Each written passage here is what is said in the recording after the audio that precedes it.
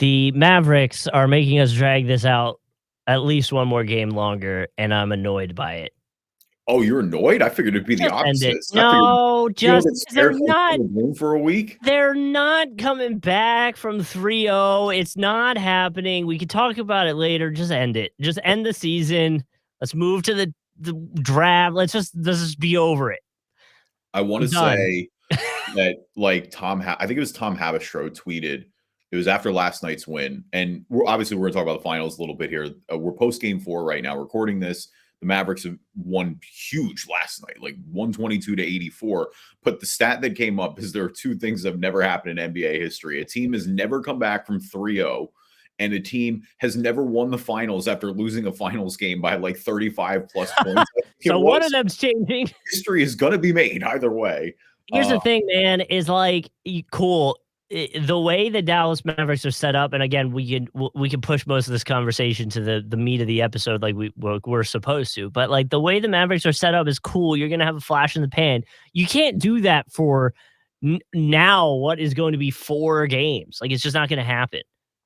I agree. I do not disagree with you at all. I think the series is over. But again, we'll get back to that a little bit. But the one thing I have noticed and I liked is, we lost a great. I didn't really like this, but we lost a great this week in Jerry West, one of the true icons of the NBA. But the one narrative and the only narrative that I like post this passing is that Jerry West hated the Celtics so much he couldn't bear the thought of them winning another title and said, you know what, I'm checking out. I'm out. I'm out, baby. Respect, I get it, but yeah, rest in peace to Jerry West again, 86 years old, NBA champ in 72, I should say, 14-time All-Star, 10-time NBA All-First Team. He is the logo, even though the NBA won't admit it in press releases. He's the logo, like he's the inspiration for it.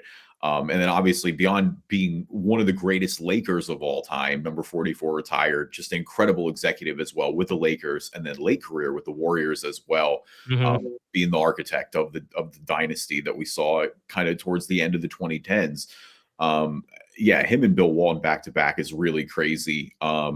Jerry West was a guy who was born in West Virginia in a really poor town.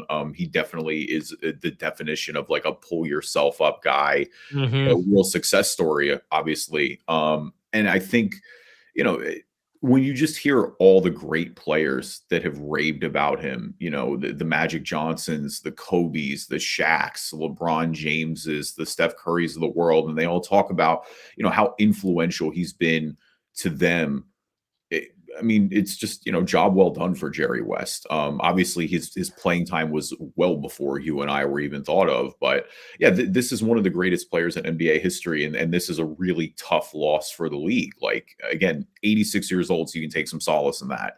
But yeah, this is one of the bigger losses for the league in quite a long time. And it's coming at a time where we lost Bill Walton a few weeks ago too. So it's pretty back-to-back major losses for the NBA. I saw this is just off Yahoo Sports. It's probably like one of those blogs that's posted in a bunch of places.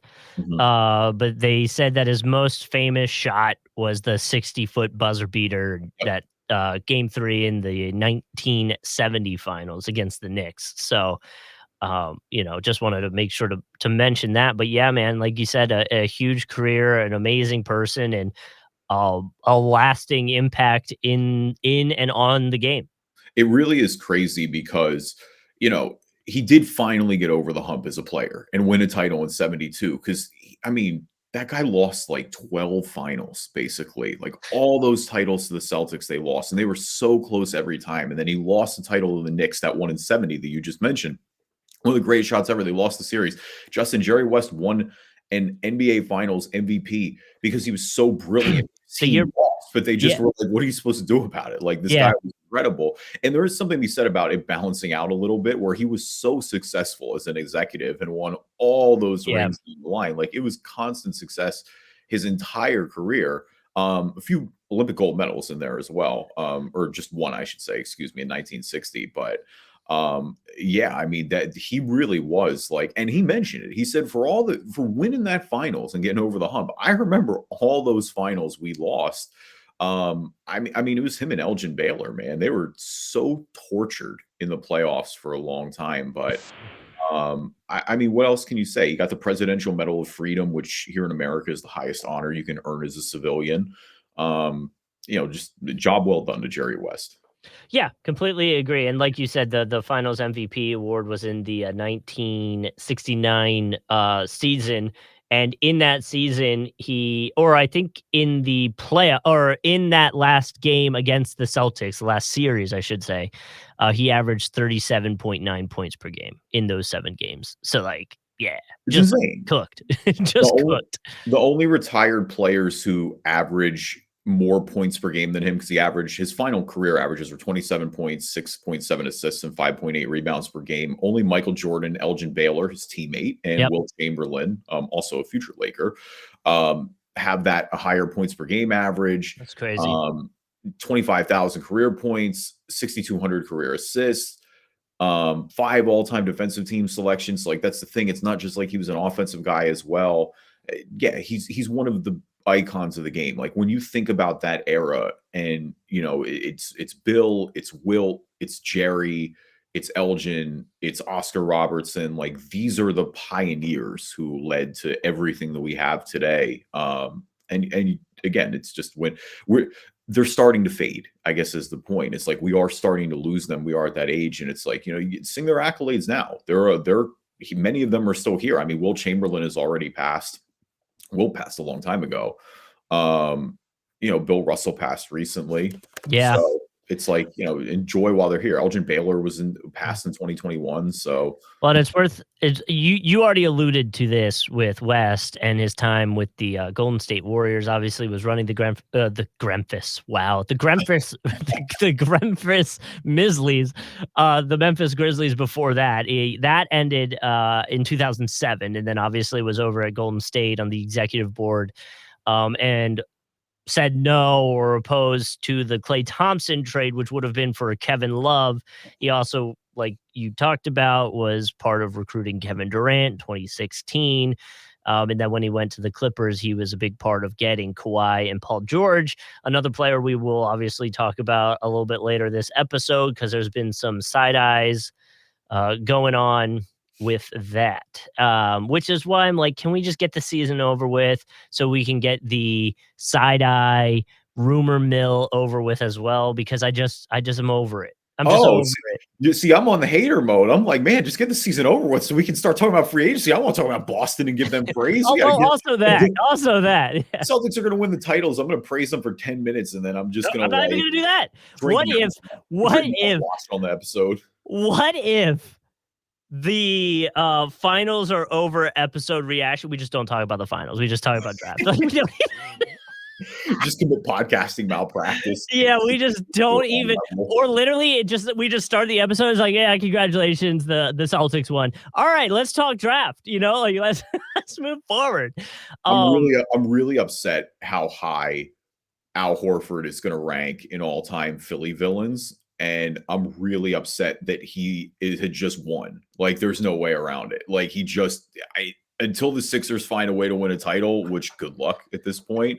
But his level of villainism goes so much more than just like he was annoying to play against. Like, he was so horrible the year he played for us. He actively. That's what I mean. He was such a quote unquote problem for Joel Embiid that they went and brought him on the team. Which is terrible logic, by the way. Like, I still fault the GMs for that. Like, that was horrible logic. We did not need to pay another center. And then while he was on the team, he was miserable. And then guess what? He goes, well, there's a little bit other stuff that happened. He ends up going back to the Celtics, and he's still really damn good. It's literally worst case scenario. Like, the only knock we had, or the only weapon we had, is that Al Horford wasn't an NBA champion. And we're about to lose that probably. Yeah, and then on top of that, pretty brutal. I hate it here, actually. And then you want to put more salt in the wound. I actually have the tweet from earlier. Let me see if I can find it real quick. I mean, we're really hurting the Sixers fan base on this one. You put that on top of Al Horford just going off on people. If I can find it. I'm not going to find it in time. I could probably do it from memory because it's so annoying. The Boston Celtics were 2 out of the 3 drafts in a row that we picked a player that did not pan out, and their player did pan Oh, out. Let's well, put it that way. no, it's us and the Lakers. I mean, it's Yeah, the double whammy with Jalen and Jason. Here's the thing. Ben Simmons, what are you gonna do? Like, no one sure, on earth thought Jaylen Brown was better than Ben Simmons in 2016, sure. other than maybe Jaylen Brown. So, like, I don't necessarily knock that pick. Low-key, the Lakers with Lonzo Ball, not really a bad pick either. Like, Lonzo didn't work Yeah, out the way they wanted to and end up being traded as part of a bigger Anthony Davis package, though, which I think you would argue is beneficial. That helped you win a title. yeah. Um, so a little bit more mixed there, but that just has been the one that hurts is Markelle and Jason Tatum. But again, it's like Markelle was the consent. Like, I don't want to rewrite history on that. Markelle was No. the consensus #1 pick that draft. And then just the weirdest thing happened of all time. That's where it's just so annoying that it's like, of course, the Celtics player goes on and becomes a superstar while our guy can't shoot a basketball anymore. But and again, I really wish we could go and like do a deep dive on it and figure it out, because like at the end of the day, yes, there was an injury there and there was something going on with Markelle Fultz, but Ben Simmons and him both, like, there was something They're or just is dude. mentally, like, what happened? Like, you know what I mean? I mean, Markelle has played in the league at least. Like Markelle didn't Yes, like Ben he's on Simmons Orlando. is literally a meme player at this point, and I'm Yeah, not even saying that to try to like Ben Simmons is so far past mocking in my eyes that I don't even mock him anymore. It's more and like I can't believe it actually got this bad. And if you want to take it a year before that, the Ben Simmons was 2016, the Markelle Fultz was 2017. Take it 1 year before. It's not the Celtics, but the 76ers did take Oh, Okafor Okafor over over J.B.? Porzingis. Yeah, that was always bad at the time. We should Okafor is an objectively bad pick for us. Like, I was very upset when we took Jahlil Okafor. Mhm. Like, when D'Angelo Russell went off the board that draft, I wanted us to move back, honestly. Or I would have taken Porzingis. It still would have been weird with 3 big men, but Also, while we're just throwing Sixers hate all over the place right now, I just want to finish off the shotgun method of hate and send one Doc Rivers way again, because he was on a podcast and he said, usually you play better at home. The only place I thought it was difficult to play at home is Philly because of the crowd. I thought it affected our players. Well, Doc, I would like to point out the year before you got there, the Sixers were 31-4 at home. the So take that as you want.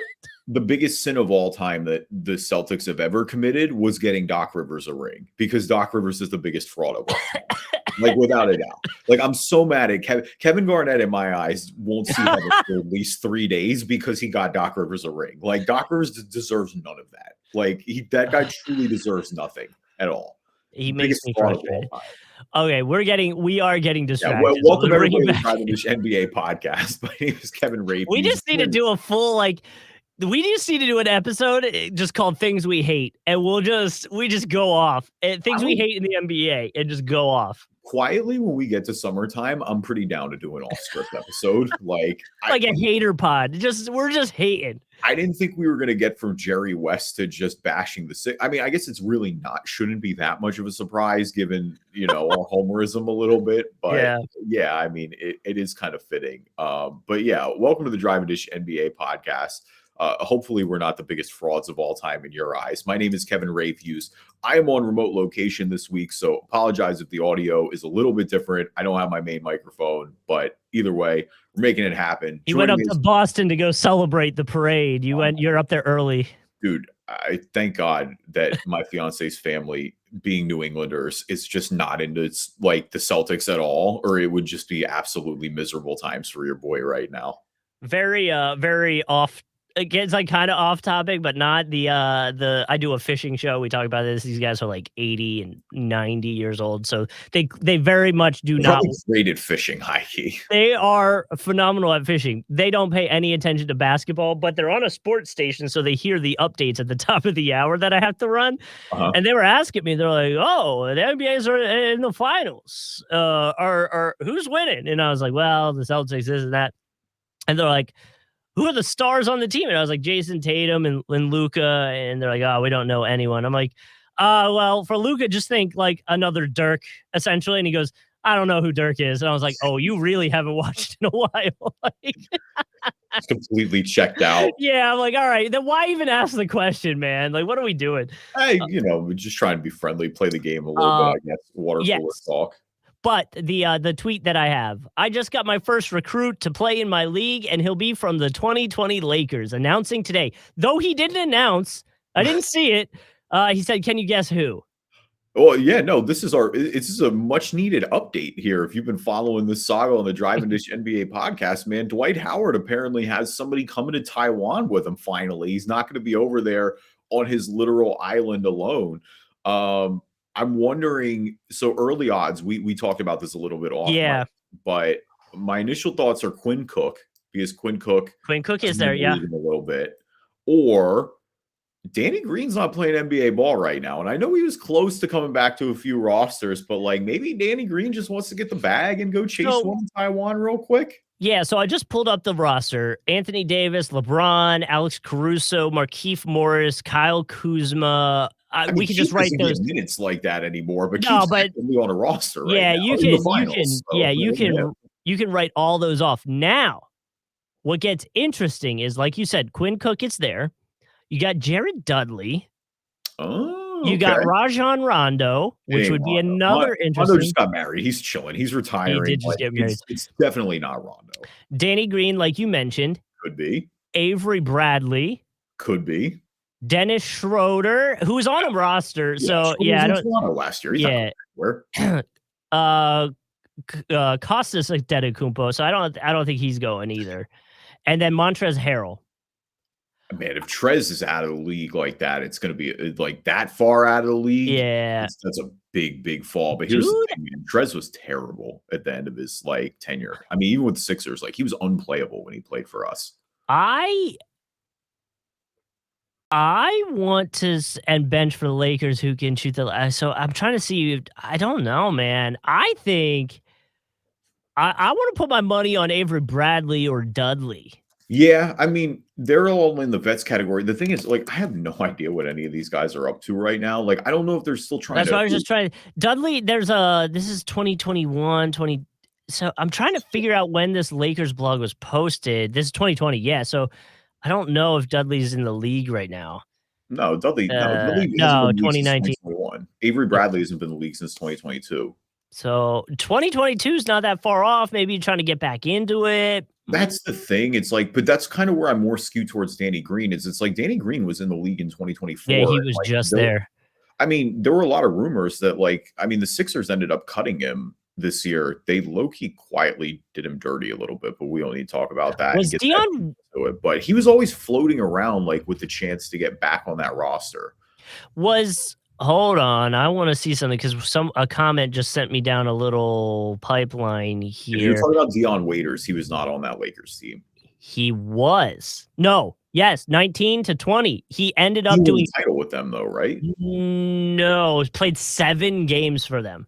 Okay. I know. I remember him being on the Lakers. I just didn't think he won the title. I didn't think he won the title. 2019, 2020. Yeah, he was on Miami and the Lakers. He did win the title with them. Just kidding. Did he really? Yeah, he was on that title team. That would be an interesting one. That people on Taiwan. That'd be crazy. I miss it. What do you think Dion Waiters is up to right now?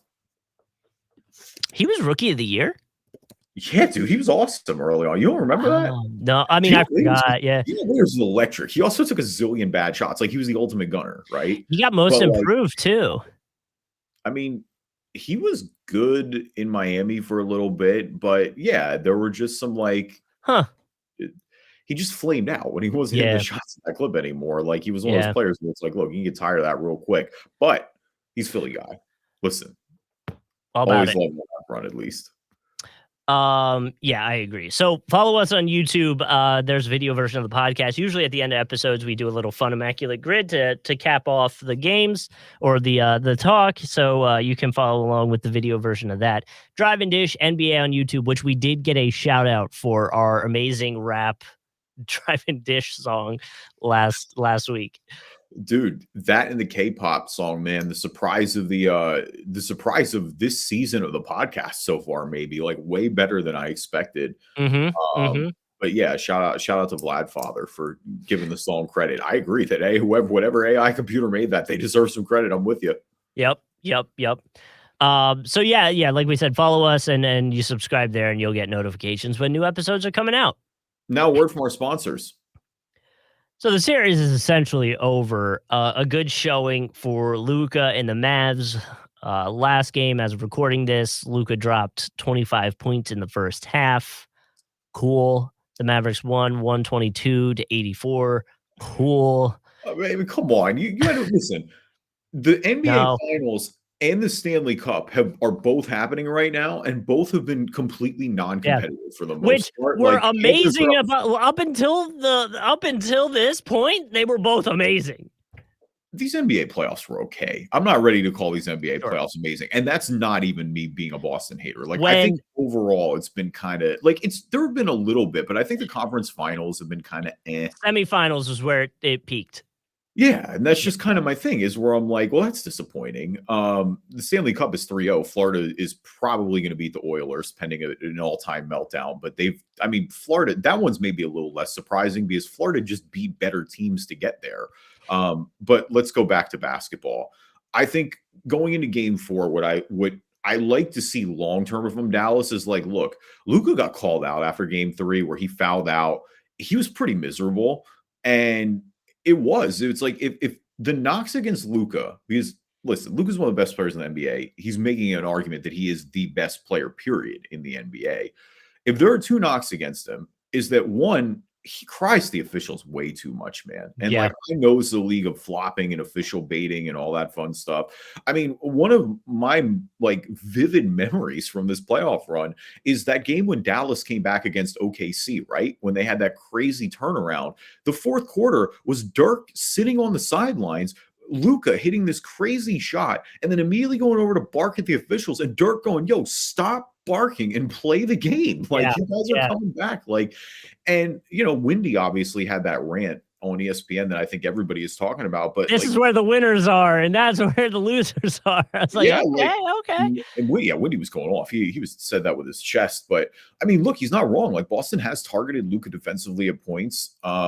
And look, he's been Which brilliant on which the offensive end. which goes back to my whole thing with Dallas, and this is my beef. It's such a one-dimensional offense. It's like if you can shut down We're talking about Luka. defense. We're not talking about the Oh, yeah, offense. yeah, yeah, yeah, yeah. I That's know, what I but mean.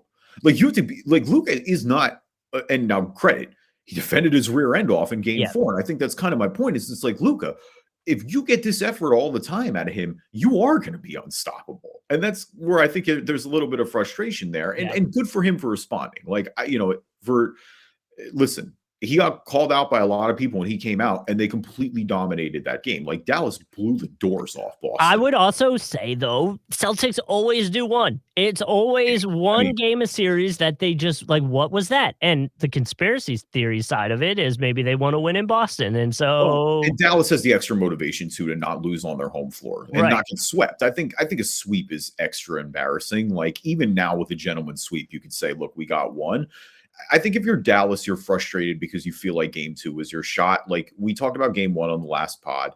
They went out, just totally got beat down. Yeah. They were pretty good defensively and just they couldn't hit a shot in game Yeah. 2. Like, and that was kind of the story of this series too, right? Like, it's been a lot of their role guys stepping up. Like, Kyrie was pretty terrible on the road in both those games in Boston, which is not going to help when we talk about this being it's top heavy and then having to rely on the depth. But it's like all their depth guys just haven't really played that well. Like, PJ Washington's shooting splits are way down. Derek Jones has been unable to give too many offensive contributions this go around. Like, they've limited Gafford, they've limited Lively. Like, there just isn't a lot of secondary scoring. And so you're right, when that goes away, and if Kyrie's off, you really just have no chance. And I think that's again what we talked about the preview of this series and where Boston has been so lethal. It's that Jason Tatum has had such a weird finals. And I don't want to say he's been bad because I think a lot of people are saying he's been bad. I don't agree with that. I think he's been great defensively, and I think he's stepped into a role as a playmaker a little bit. Like, he's really kept the ball moving on offense. He's got a ton of assists here,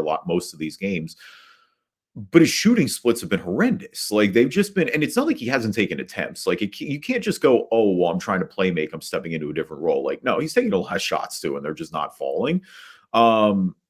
I mean, he's had multiple, and plus minus is not my favorite stat, but he's had multiple games with a minus plus or a negative 30 plus minus in the finals. That's shocking to think about.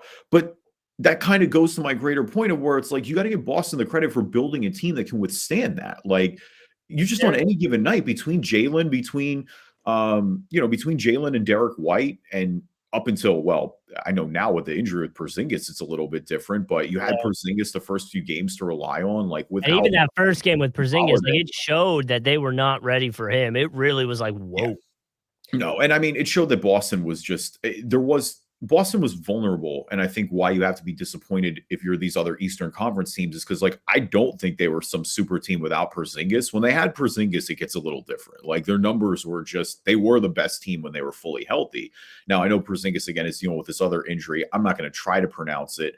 It's so rare that there have been 36 documented cases of it ever in English medicine, which is that kind of cool though? Like to be able to say, I have something that only 30 other people have had. Yes, I think a little bit, but also, like, I don't know if I want to say that in my first NBA finals when I'm trying to get a ring out here. Well, listen, you're getting a ring regardless. Like, it's not gonna matter, but he was available in game 4. He didn't play, which obviously the way this got out of hand quick, I don't think there's any planet where they should be playing him. No.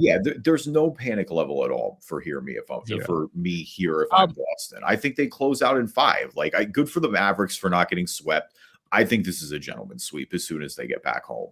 I wanted to bring this up. I was hoping I'd be able to pull up his full stats before I got to this, but there is a player currently in the finals that is in the top 10 all time for plus minuses. You were talking about in playoff plus minuses, I should say, with a minimum of at least 20 games played. Can you guess who it is? You're saying it's just in the series of the finals?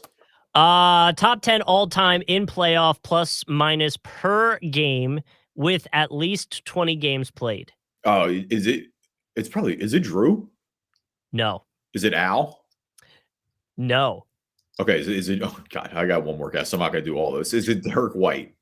Derek Lively. Oh, Derek Lively. Wow. Okay. Of all people, and he's 6th on the list. So the top 10 go Michael Jordan, Steph Curry, Draymond Green. Oh, I guess Kyrie's on there too. I kind of faked you out on that. I'm sorry. Kyrie's number 4, Joel Embiid's number 5, Derek Lively's number 6, Robinson 7, Otto Porter Jr. is 8, Kawhi is 9, LeBron is 10. Manu and Tim Duncan are the next 2 after that. But yeah, I just thought that was kind of surprising for Derek Lively, who I think is one of the players that I would say will benefit most this offseason from the playoffs as a whole, I think. Yeah, well, definitely. I mean, obviously, he's coming into this is rookie year. Like, you want to talk about a hell of a rookie year. Yeah, that's what I mean. Yeah, a lot to be excited about. Well, and just recognition, like people like the national media, the national or the generic basketball watcher now has seen a few games and maybe has caught in the conference finals too, where I think he might have showed out a little bit more than this. But yeah, I mean, the loss to Boston game 4 still played a really good game, had 13 rebounds, shot an 83% field goal percentage, 2 steals, 11 points. Like he's been a fun one to watch and is a bright spot for the Dallas Mavericks. When this is all said and done, that's one thing you can hold your hat on is, look, we got Derek Lively, an entire season of playoff experience as a rookie, and now we can just kind of build on that. And maybe he becomes the third option on the team. I don't know, like maybe it'll be interesting to talk about what Dallas does this offseason. Yeah, I mean, the good news is you have a little more faith in the front office, just given. I mean, we talked about it, is that there was a lot of pressure on them in general just to get this right. And the fact that they were able to put together a roster. I mean, I know it's not necessarily shining right now, but you got to feel good about putting together a roster that, as the 5 seed, just torched the second half of the season and got all the way to the finals. And look, as long as you have Luka and Kyrie, you're going to have a lot of flexibility. Like, I think that's what they've done to themselves, this season, is they've really, made themselves a destination. Again, you got to get the moves around the edges right, and that's going to be the big story for them. Boston has gotten all the moves around the edges right recently, right? Like, they've had their 2 guys. We know what Tatum and Brown have been able to do for a long time, but it's like, to go out and be aggressive and push in to get Drew Holiday when you think you're a piece away, to go out and take the chance on Porzingis, who had a phenomenal year with the Wizards last year, and where it's like, hey, he's looked like a player again, the way he was in New York. To go out and get Derek White, who's a classic example of good player on a bad team. I think you got to give the like we already talked about, right, with the moves that the Celtics did with drafts in the past, plus all the stuff they're doing now is like out of pretty much all the NBA now, they're one of the front offices you're like, yeah, they're going to get it right. Well, and they're not afraid to gamble a little bit, like, because they've had things that have not worked, and some of it's out of their hands, like Gordon Hayward getting hurt the first day of his tenure, obviously pretty unfortunate, not much you can do there. Their Kyrie tenure didn't necessarily go as well as you hoped it would have, but, they've been able to toe that line with letting fan favorites go.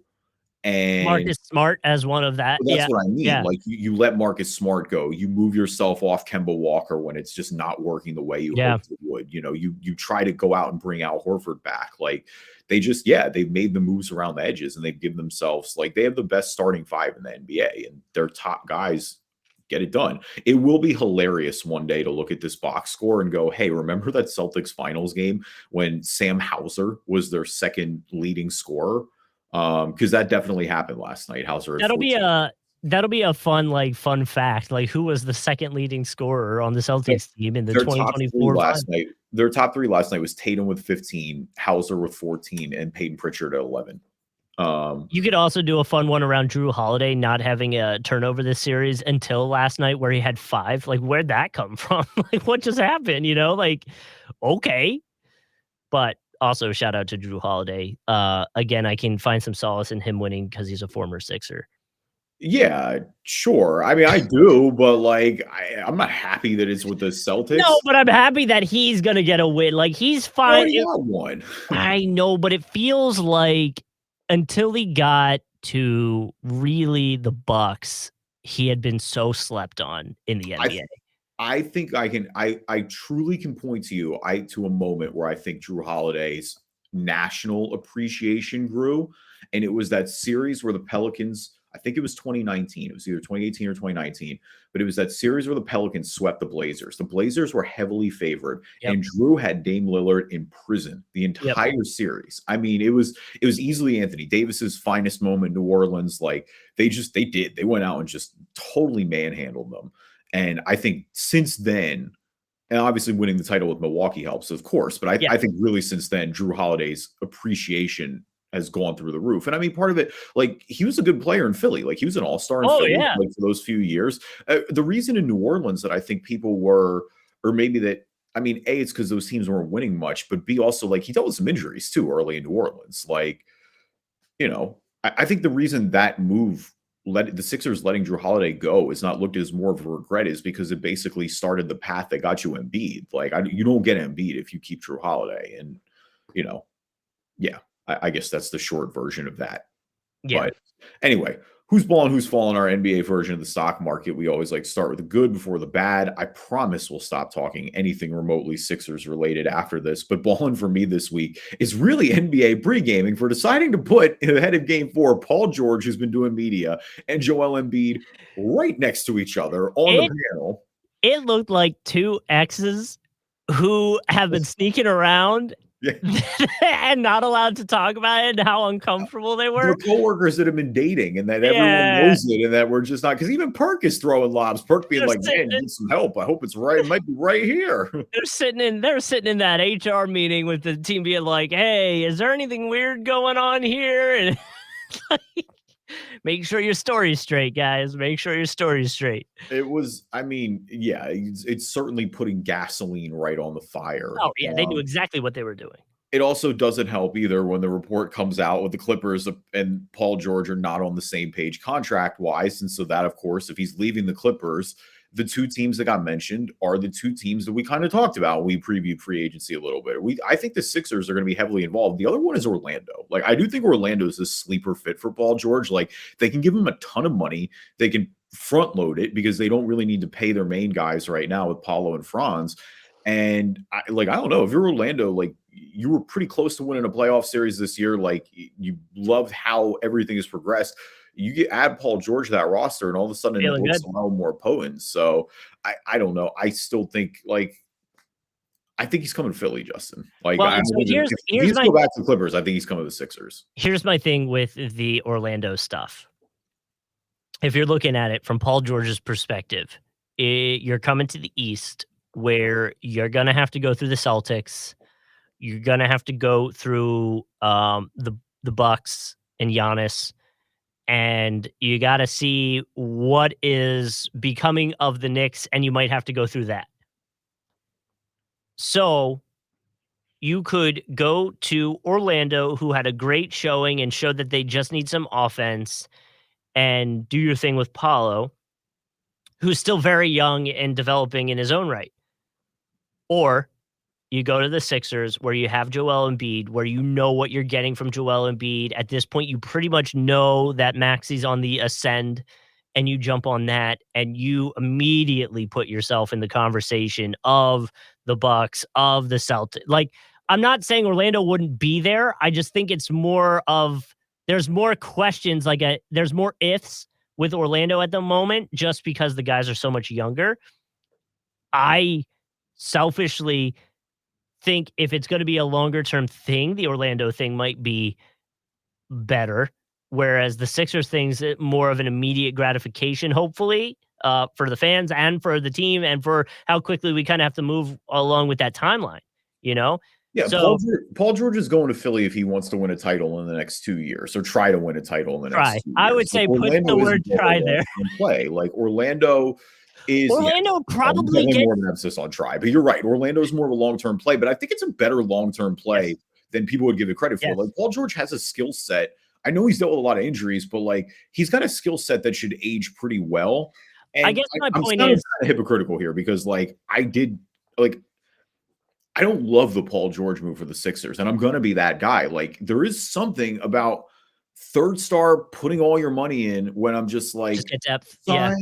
Depth, sign good players. Like, do what Boston did. You have your two guys. You don't need another star. But from a fit perspective, yeah, Paul George going out there on the wing and playing alongside with Embiid and Maxey would be pretty awesome. And I guess to put a cap on the Orlando or the Sixers talk is you go to Orlando, you're in the mix. You go to the Sixers, you're towards the top of that mix, is I guess the thought process there right off the rip in terms of going into next season. And I don't know how I feel about it from a fan perspective. I'm kind of with you. I like it. I'll be hyped about it if it happens. But yeah, depth will still be a concern, and we'll want to see where that goes. My Ballin is going to be Rick Carlisle's comments that he made. He was asked about Bronny James going 50 or 51, and his exact quote was, "Well, I'm not going to go out on a limb here and predict that he goes quite a bit higher than that. I don't want to get in trouble. You know, I've been fined enough this year during the playoffs." Dude's protecting his bank account, but read between the lines, he might go more earlier than 50, 51. So, yeah, I mean, probably going earlier than 50, 51. It's also like, I'm sorry. I was a little flustered to hear Rick Carlisle in a Ballin conversation soon after that Eastern Conference disaster class of coaching. But well, I also was going to put, it was either him or Klay Thompson who deleted all of the references of the Golden State Warriors from his Instagram. So we were officially at petty AF season for the dynasty is over, bro. It's crazy. Like, it all ends like that, but I was like, man, that kind of hurt a little bit. Klay Thompson deleting pictures of him and Steph with the trophies, like that's wild. But I don't you got to do, man. Long-term thing. Yeah, Klay's going to Orlando. I think if Paul George ain't going to Orlando, I think Klay is. So the Magic could have somebody new on the roster next year. Could Orlando feasibly land both? I don't think they have the cap. I'd have to check. They have a lot of cap, but that'd be interesting. Now that. Again, I know Klay's defensively. Now that is a different conversation to the Paul George stuff. Like, that's so much money for two guys that are past their prime, though. Listen, like, you'd be Klay going. Is, in my opinion, more than Paul George, but like, man, a lot of money. How much is it for a Disney year pass? Because they could buy a whole bunch of those. It's probably close at that point. Honestly, them and Paul George's next contract might be trending in the right direction the way things are going these days. So, jeez. All right.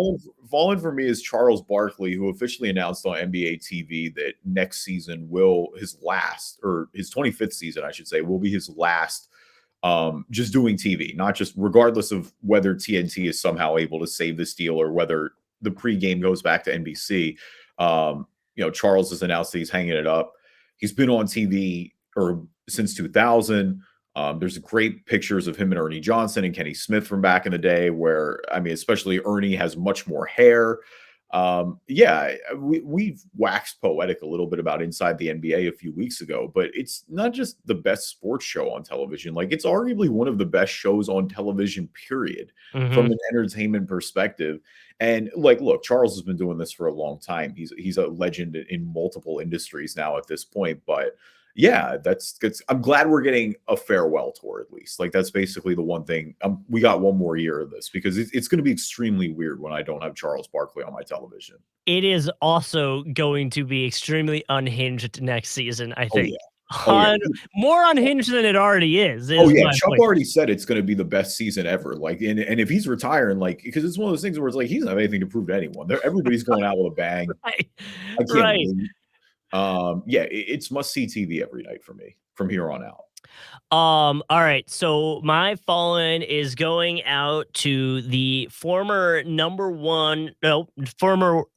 first round pick from the 2015, first round pick. Let me get this right. First round draft pick from the 2015 NBA draft out of Murray State. And no, it is not John Moran. It is Cam Payne, who was arrested Friday morning in Scottsdale for giving officers a false report and refusing to give his name. TMZ first reported it. Officers were called to investigate a disturbance at 2:30 in the morning. Found two people at the scene. One of them was Cam Payne. The police didn't respond or didn't provide details what the disturbance was. Payne was arrested and booked. He was released from custody a short time after. He's also a free agent if you want him on your team.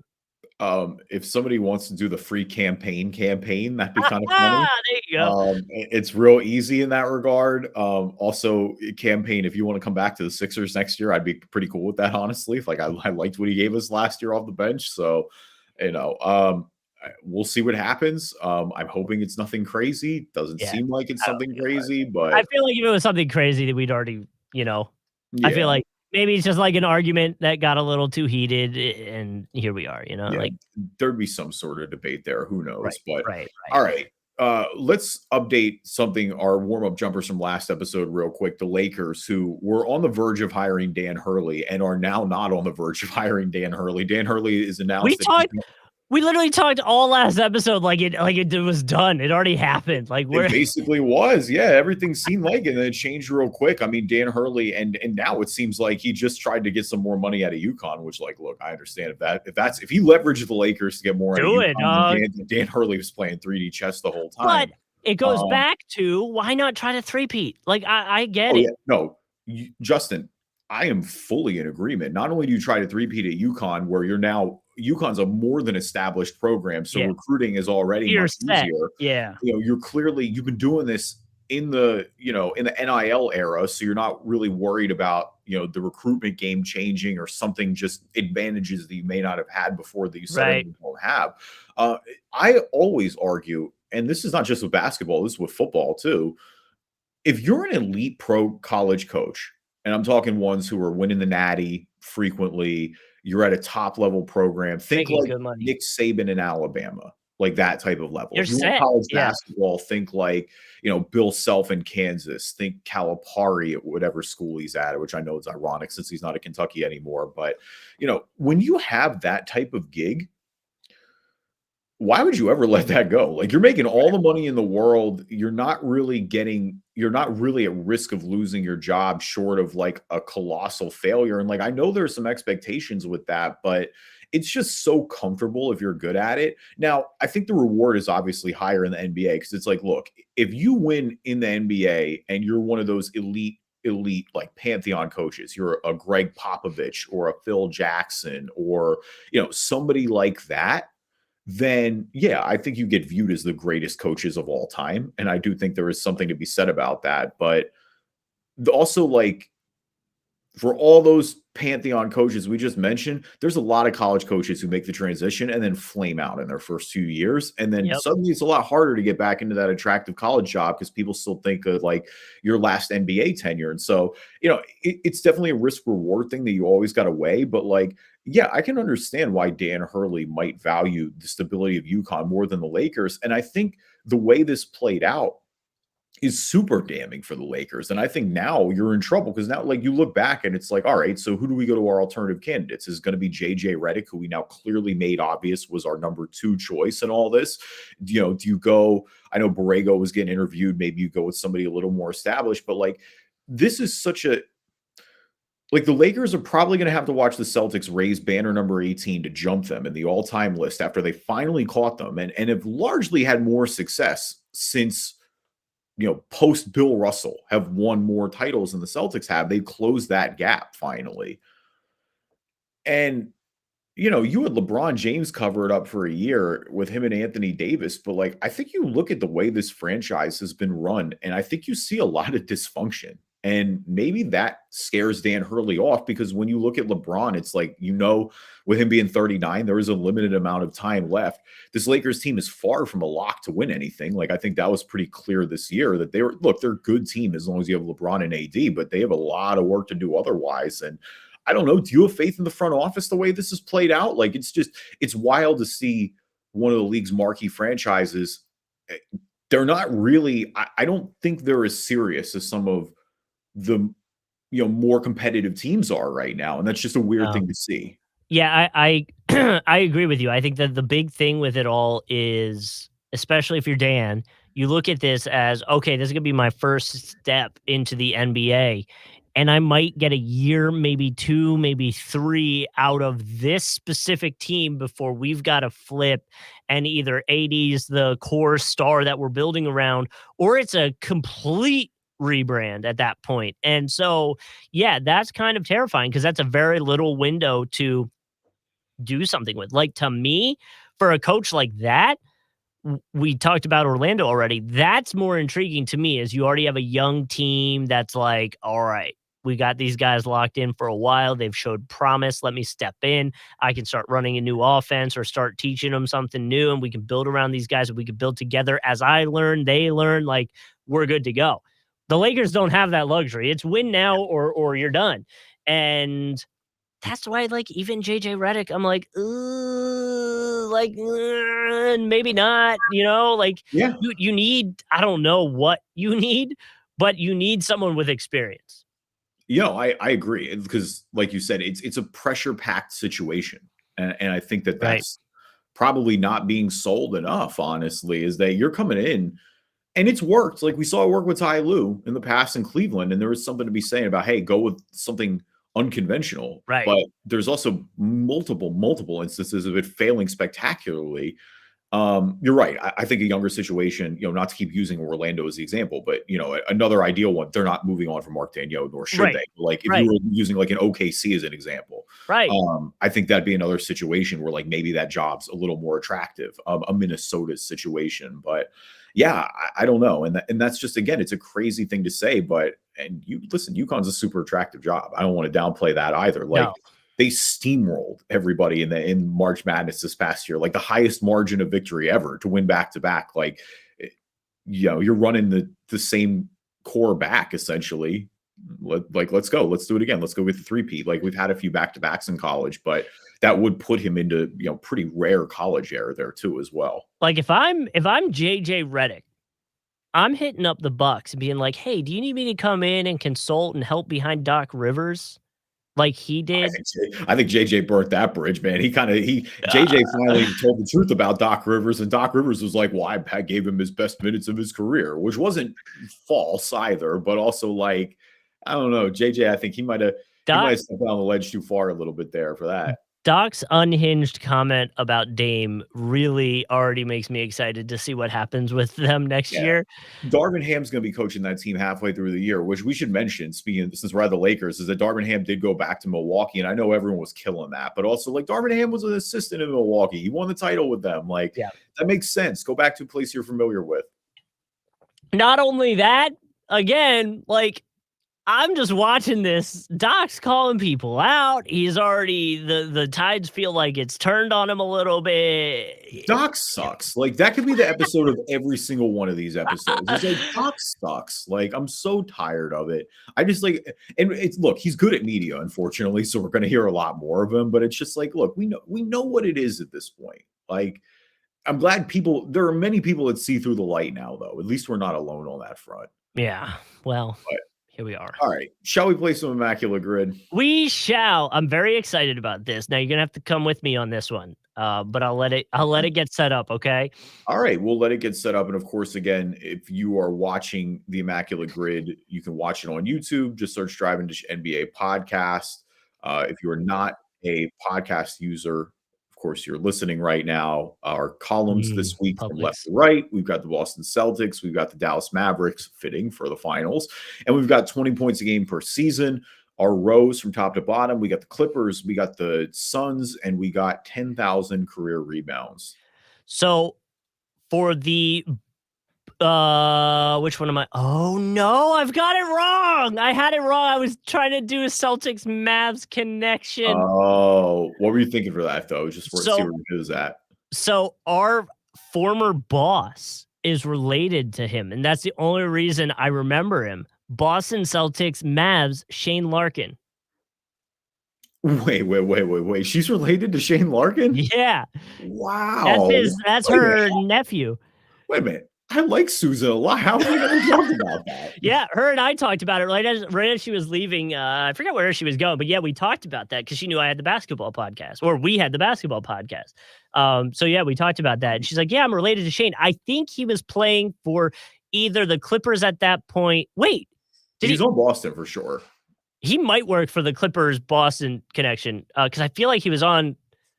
I might be thinking of Rivers. But either way, yeah, she's related to him. Rivers is definitely on the Clippers. Yeah, Shane Larkin is definitely on the Celtics.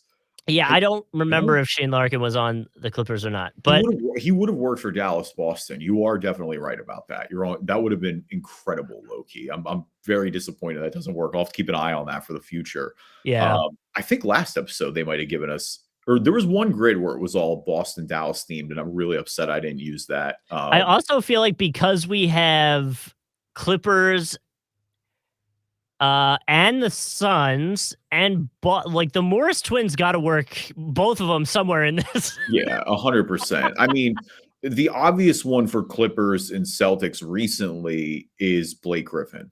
Blake Griffin definitely worked. Oh, right. Yeah.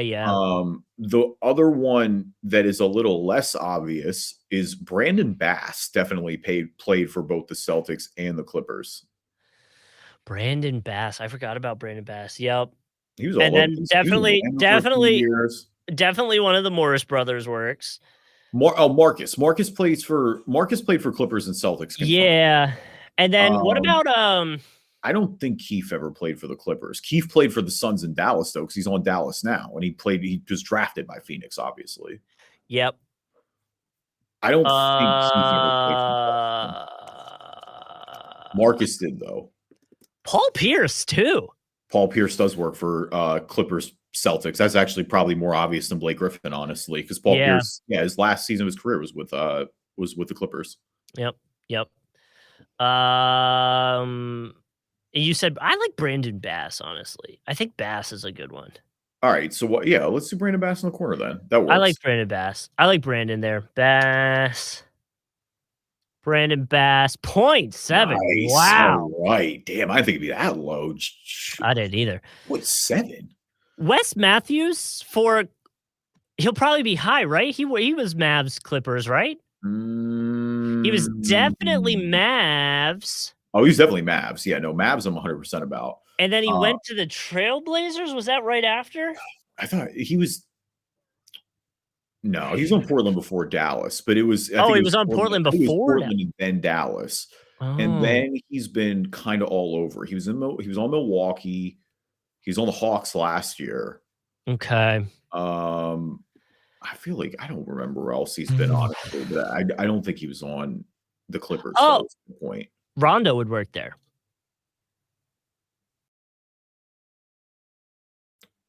right?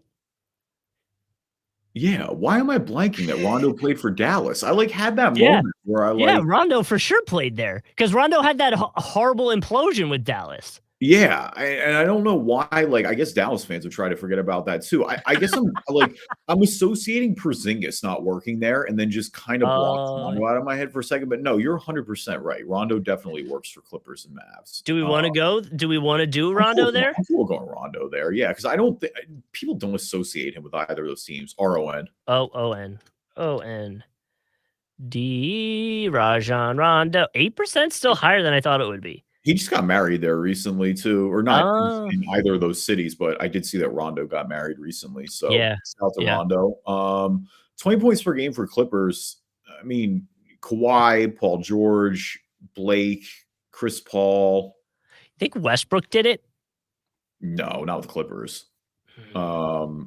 The sneaky one, or not really Who would have sneaky, been who would have been before those guys got there? Elton Brand. Ooh. What Elton about Brand in the the beginning 2000s definitely was. do you think Lou ever got 20? Who? Lou Williams, he was probably like 16, Oh, 17. dude, I thought you were saying Tyrone Lue for a second. I was No, like, no, no, no. dude. Lou Williams, because like I'm trying to think of the team when they were He's good, but they he's didn't have a really good also. star. Yeah. Dude, know who I think works? Lou might. That's a good one too. Damn, I like that. Know who else I think works and is kind of in that Elton Brand shade that I think works for the Clippers? Corey Maggette. Who? Corey Okay, then you gotta do it. Corey Maggette was pretty good in the early 2000s. He played in the league for like 15 years. It's Corey. Oh, I R-E-Y. Why am I yeah. typing in caps? Yeah, Why am there I we go, right yelling? top. Why am I yelling into my text? All right, I don't Corey know. Maggette. It's a very angry Immaculate Grid. Yeah, I'll say 2%. Nice, okay, hell yeah. I wanna check Lou now Jeez. because he won't work for anywhere else, so I do wanna check that because I think let's see, Lou Lou Williams. Yeah, he did, good call, Just. He did 2017 and Wow, 2018. really? Yeah, and Okay. 2018, 2019, both of those years, he won 6 man, and he had 22.6 and 20 the following year. So it's actually, believe it or not, that's the only time he's averaged 20 in his career were those 2 years with the Clippers. Wow. Okay. I always assumed he was like a 16 or 17 point per game average. So, No, I mean, he is largely, oh, like, okay. Yeah. because Yeah, most yeah. of his time he's coming off the bench. I mean, his series with the, like, Sixers, he was kind of around 15. He was a little under it, like, kind of at 14. With the Hawks, same deal. He's getting around 15. That year with the Raptors, he was at 15 off the bench. Yeah, he was giving you between, like, 10 and 15 most days. Okay. I think I got one. And this is going to be because of Tim. I'm almost positive he played for Boston. Okay.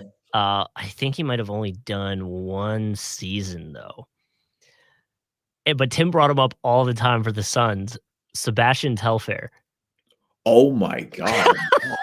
Sebastian Telfair. Dude, Sebastian Telfair he was on the cover of Sports Illustrated, like, as one of those next high school guys. Like Yeah. Sebastian Telfair is a New York City legend. He also, got arrested for gun charges and, like, spent some time Oh. in jail recently. He's out. He's coaching now. Oh, okay. Okay. But, Okay. like, it went south for Sebastian Telfair pretty quickly.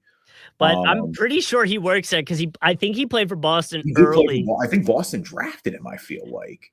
Oh, maybe. I Um don't know that. I don't know that much about him, but I yeah. dude, I think that works, man. I really does. I was Sebastian the most Telfair. obvious one for me that I can think of is Joe Johnson and Isaiah Thomas are the 2 that I can think of. Joe was at the end Yep. of his Yep. career, and Isaiah Thomas was also there towards the end of his or not he was on that team with Bledsoe and Dragic. They signed him. I was gonna say, did Dragic ever go to the Celtics at any point? I don't think he did. That was another one I was trying to think of. Telfair's the answer though, bro. You gotta go Telfair. Sebastian Telfair. That's gonna be so much lower.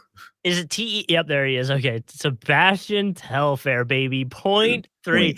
That's a 0.3. Tim. That's a Tim connect right there. Dude, shout out to Tim. Shout out to you for pulling that out. That's a good one. I really Dude, there's thought just you random. There's just random players like him, Avery Bradley, who I actually think might work for Mavericks and Suns. I think he does actually. I'm pretty sure Avery Bradley works for Mavericks and Suns. I feel like you gotta do it. I was gonna say Derek Williams, but I don't think Derek Williams doesn't work for. Avery Bradley's another one that Tim always brought up.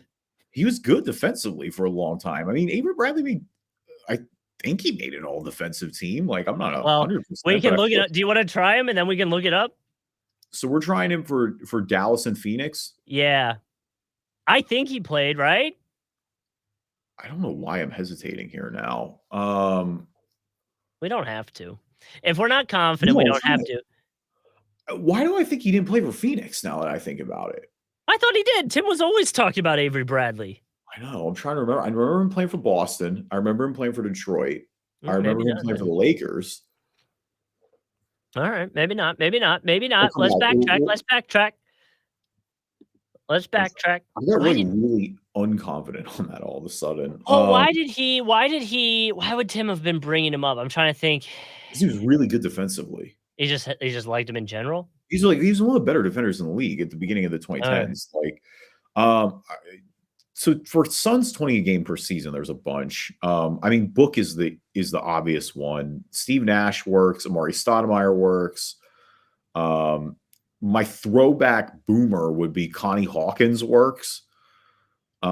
He's like the OG Phoenix Sun. He was good in the 70s. Okay. I feel like Joe Johnson, who we just talked about, probably had 20 when he was playing for the Suns because he was starting at that point still. But it was early enough that I'm just not like nearly as confident about it as I would be. Was Tyson Chandler? He never did that, right? Yeah, he was never scoring like that. Yeah. He played for Phoenix, but he wasn't scoring like that. Well, yeah, I knew that, and obviously, he would work for Mavs Suns connection. Oh yeah, damn! Wow, yeah, that's a good one. I mean, I think Keefe would be lower than Tyson Chandler, but Tyson Chandler definitely works. For 20 points? Or are you saying for Mavs? For Suns and Mavs, yeah. Oh, okay, yeah. No, the 10,000 rebounds should be pretty easy for all these squads. Yeah, yeah. Because I mean, we did it for Dallas a few weeks ago with Dirk. But Tyson Chandler also has 10,000 rebounds. So like you could definitely do Tyson Chandler there. DeAndre Jordan plays for Dallas or has played for Dallas. He has 10K without a doubt. That's a good one. I said Dirk already, right? Dirk, I think so, yeah. Yeah, okay. What we should do is we should do Dirk in the corner here because Dirk's probably being used a ton here. Yeah, that's not a bad idea. I like that a lot. I'm down with Dirk in the corner. Because I bet that's there you go. See, 1% because everyone's using them here. And I just think everybody thinks more traditional big men. Like you think the Olajewons and the Robinsons and the Shaqs and the Ewings and all that fun stuff. Yep. I guess you could use Shaq for Boston in 10K. Actually, that works. I think he'll be popular, but he did. He's got 10K and played for Boston. Bill Russell is the other one that I think is a pretty obvious one. You want to do Shaq here?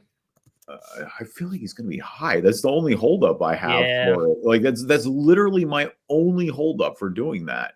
But like Kevin McHale didn't have enough rebounds. I'm trying to like think of.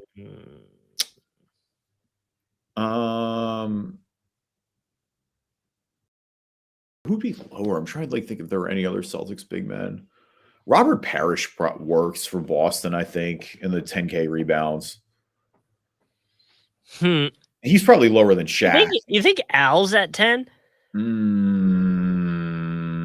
God, that's so close, and that's a good answer. I don't think he is my hesitancy. I don't think he's there, but that would be a low-key one just because I don't think people think he's there. Do you want to all right, we'll come back to that. Do you want to do Tyson Chandler for 10K rebounds in Dallas? Yeah, we can do Chandler because I bet everyone's going Dirk here. It's either him or DeAndre Jordan. DeAndre Jordan would also be lower, I think. Oh, DeAndre Jordan. Actually, let's do DeAndre Jordan. Yeah, let's pivot. Actually, just kidding. Does Dwight doesn't work for any of these, right? Dwight no. Dallas, no. Okay. Boston. Yeah. He would have worked for 20 a game and 10K rebounds for sure. DeAndre Jordan. Boom, 5%. Okay. Yeah, I think Tyson would have been just a little because Tyson won the title in Dallas, so I think he might have been a little higher off that. Yeah. All right. So for Boston, it's Shaq, it's Bill Russell, and it's Robert Parrish, and maybe Al Horford. For 20 a game for Phoenix, I mean, Devin Booker's the recent one. That's pretty obvious. Booker, Durant. Yeah, definitely. Did he's on Portland now. Their big man. Did he do 20 a game? Man, he might have, honestly. He was starting. Yeah, I just don't know if he was scoring like him that. and Chris Paul are both so borderline for me that I don't know there. The question who was their point guard before, or the shooting and point guards before, like a Brandon Knight? No, but no who was on that route though. But we talked about this team a little bit because we mentioned with Isaiah Thomas. Eric Bledsoe probably has. Oh, Bledsoe's got to have it, right? Yeah, him and Dragic and IT were all on that team, and I feel better about Bledsoe scoring than I do about Dragic. All right, you want to go Bledsoe? Oh, man, it'll be low. It's close, but it'll be really low. So I'm kind of want to. Eric Bledsoe. Here we go. Yeah. Nice. Damn. Hell yeah. Okay. So 2 left. Suns, 2 left. Dragic had 20.3 in 2013. That's crazy. He actually did that 1 year with Miami too. They went to the finals. That's nuts. Okay. I'm trying to think people that were on the Suns that got traded, and I keep thinking of Marquise Chris. Where did Chris go after the Suns? Oh my goodness, Marquise Chris. Wow. I know he was on Houston for a little bit. Well, I knew he went to a Texas team. I don't know if it was Houston or Dallas, and then I don't know what happened afterwards. I'm gonna come back to that, but because that feels like a perfect Justin psychopath guest to end on, where you just pull I didn't think Telfair was gonna be your greatest pull today, but and this is easily the best grid we've ever done if we pull this off, everything off the way. We're cooking on this one. We're cooking good. Who is a big man? Let's do Robert Parrish for the Boston big man. Rob Parrish. I don't trust Horford enough to do it. I really want to. It's just 1B. Yep. Parrish. Yep. Okay, there we go. All right, 27. Shoot. Okay. Damn. He played it was him and McHale and Larry in the 80s. So he won a bunch of titles. I'm not surprised. Shaq and Bill Russell, I really thought was the majority there. Hold on. I'm pulling up Al Horford now. Totals. Where's rebounds? Rebounds. Nope. 8,574. He's close. I don't think do you think he gets it by the end of his career? Al Horford? Nah, yeah. He's been playing minutes now. And I honestly think there's a chance that if they win, in my opinion, when they win the title this year, that Al Horford he could retire. There's a chance he hangs it up. That was the only thing that was missing, really. So I don't know I forget what his contract is like, but either way, you think they give him a little bit of flexibility. Good to know, though. Good to know he's close, but let's do Marquise Chris. But are you sure?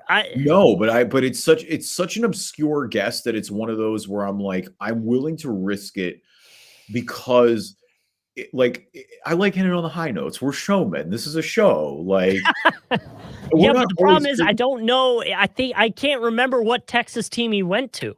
I know he was on Houston, and I know he got drafted by Phoenix. So we're already halfway there. He bounced around enough that if it's stuck in your head, I'm willing to give it a shot. But it's not there from I know he ended up on Dallas. It's not Charlie. Yeah, my bad. CHRISS.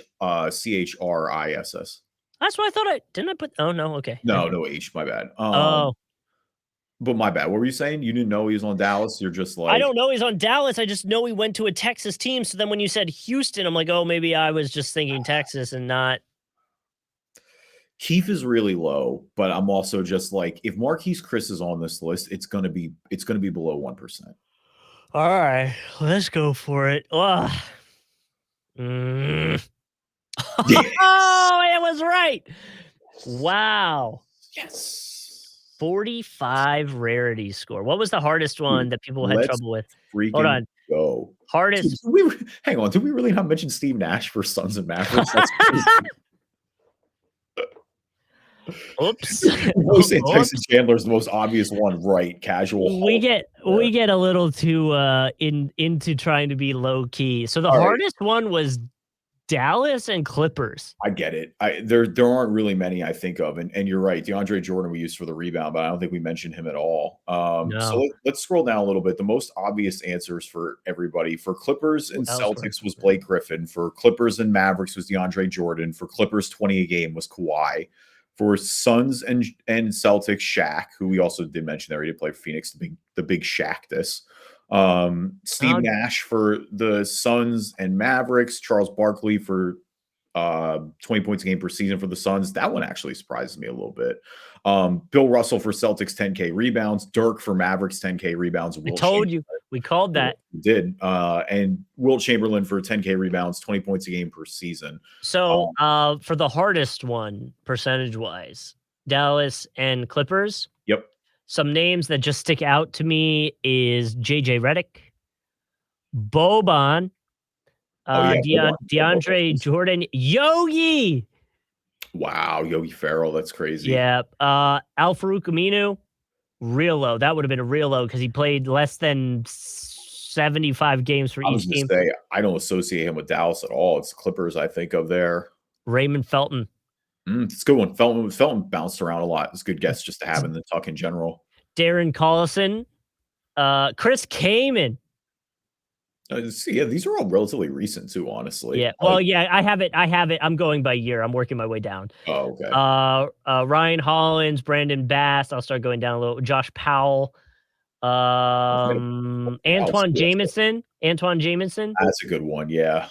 Dude, that would have been real low because he played for Dallas. Oh, where'd it go? I just scrolled by accident. He played for Dallas in 2004 for 82 games. And then he played 22 games in 2014 for the Clippers. Yeah. Jeez. Yeah, that would have been real low.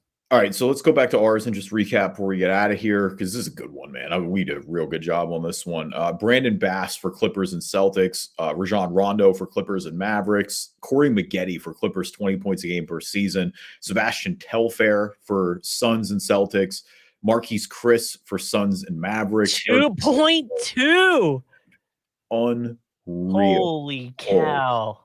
Eric Bledsoe for Suns 20 a game per season. Robert Parrish, our most chalky one today at 27% for Celtics 10K rebounds for their career. DeAndre Jordan for Mavericks 10K rebounds and Dirk Nowitzki for 10K rebounds 20 a game per season. You can tell that we have some Suns influence from the years that we debated Suns stuff with Tim so much because those guys are all from around that time and they're all so niche. I always think of like that debate where it was like, dude, they overachieved and they missed the playoffs by one game with Bledsoe and Dragic, and then they just went out and signed another point guard with Isaiah Thomas. And it's like, guys, you don't need another point guard. Go get a they had that three, the Dragon, all right? That was like that picture. I remember that. Yeah. And it's just like it was just the wrong direction. They already had plenty of that and they didn't need any more, but what are you going to do? Thank you everybody for listening to this episode of the Drive and Dish NBA podcast. We appreciate you guys as always. Leave us a review on iTunes, good or bad. We'll read them on the podcast. If not, we are anywhere that you can find a podcast. And we are on YouTube where you can watch a video version of the podcast. Just search Drive and Dish NBA on YouTube and you can hit us up there. Obviously, if you leave a comment, we will be able to respond, and obviously when you subscribe you will be notified when a new episode's coming out, so hit us up there.